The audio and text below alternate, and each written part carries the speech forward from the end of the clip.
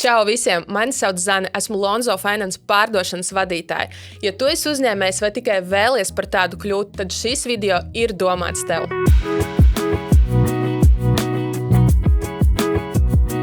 Mēs, Lonzo Finance, turpmāk tevi iepazīstināsim ar interesantiem klientu stāstiem, kuros iespējams arī tavas nozares pārstāvi dalīsies ar savu pieredzes stāstu biznesā.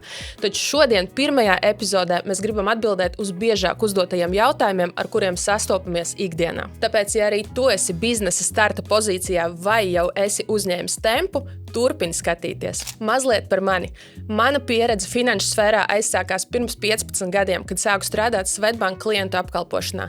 Mans tālākais ceļš aizveda uz banku Citadele, kur strādāju privātu banķieru nodaļā. Pirms 6 gadiem es uzsāku savu karjeru nebanku kreditēšanā, vadot filiāli Latvijā. Šobrīd esmu pievienojusies Lonzo Finance komandai, kur mūsu mērķis ir palīdzēt uzņēmējdarbības videi augt un piedāvāt klientiem ātrus, ķīlus un bezķīlus aizdevumus. Jo mēs apzināmies, ka laikam mūsdienu dinamiskajā vidē ir ļoti liela vērtība. 6 gadu laikā ikdienā es un mani kolēģi bieži sastopamies ar klientu jautājumiem par to, kas tad ir nepieciešams, lai aizdevumu būtu iespējams saņemt. Vai tajā pašā laikā, ja aizdevumu nav iespējams saņemt šodien, kas man ir jādara, lai es to varētu saņemt rīt? Cik bieži tu esi saskāries ar situāciju, kad tev mēģina pārdot produktu, bet nedzird vai nesaprot tavu vajadzību? Jā, arī mēs esam biznesa aizdevējs un arī mums ir mērķis augt, jo mēs apzināmies, ka lai cik lielisku produktu mēs būtu radījuši, tu pie mums atgriezīsies atkal, ja būsi apmierināts ar servisu, kuru tu saņem. Tā kā mēs uzskatām, ka visa biznesa pamatā ir attiecības un mēs tās dibinām gan ar saviem klientiem, gan partneriem, ja mēs nevarēsim tev palīdzēt šodien, tad mēs noteikti ieteiksim kādu, kurš varēs tev palīdzēt ar aizdevumu saņemšanu. Vai tu zini, kas ir nebanku aizdevējs un kā tas vispār sākās? Nebanku kreditēšana savu augšupeju sāka piedzīvot pēc 2008.–2009. Gada krīzes, kad bankas ar aizdevumu izsniegšanu sāka kļūt piesardzīgākas un daudziem uzņēmumiem, īpaši mazam un vidējam segmentam, aizdevumu saņemt palika arvien sarežģītāk. Nebanku kreditēšana sāka aizpildīt nišu, kuru banka nevarēja piedāvāt, un uzņemoties lielāku risku, sāka piedāvāt aizdevumus ar ātrākiem risinājumiem, mazāku birokrātiju un pieejamu kapitālu mazam un vidējam uzņēmumam. Kāpēc aizdevumu likmes tirgū atšķiras?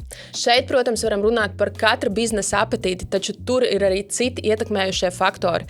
To, cik ātri tiek pieņemti lēmumi, cik lielu risku aizdevējs uzņems un to, vai tavam aizdevumam tiek ņemta ķīla vai nē. Aizdevums ar ķīlu bieži vien būs lētāks, jo aizdevēja acīs nauda, ko tev aizdod, ir nodrošināta. Kādi dokumenti tiek prasīti saņemot aizdevumu? Pamatā tiek prasīti 3 dokumenti. Pirmā lieta, ko mēs prasam, ir operatīvais finanšu pārskats.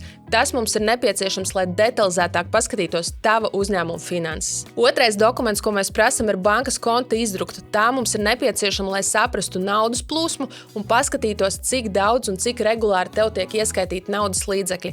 No tā savukārt mēs saprotam, vai tavs uzņēmums ir spējīgs atgriezt aizdevumu, ko tas būs paņēmis. Trešā lieta ir galvojums, vai gadījumā, ja tavs aizdevums ir nodrošināts, tad informācija par ķīlu. Kādus aizdevumus izsniedz Lonzo Finance? Lonzo Finance piedāvā ķīlus un bezķīlas aizdevumus ar termiņu līdz 5 gadiem. Gadījumā, ja tev nav ko ieķīlāt un varbūt esi tikai uzsācis savu uzņēmēju darbību, mēs piedāvājam aizdevumus ar galvojumu. Mēs ļoti lielu uzsvaru liekam uz personīgu attieksmi un mēs saprotam, ka mūsu dinamiskajā ikdienā visu izšķir ātrums. Nav svarīgi, vai summa ir 10 vai 200 tūkstoši, abas summas mēs Lonzo Finance varam piedāvāt tev izsniegt 1 dienas laikā.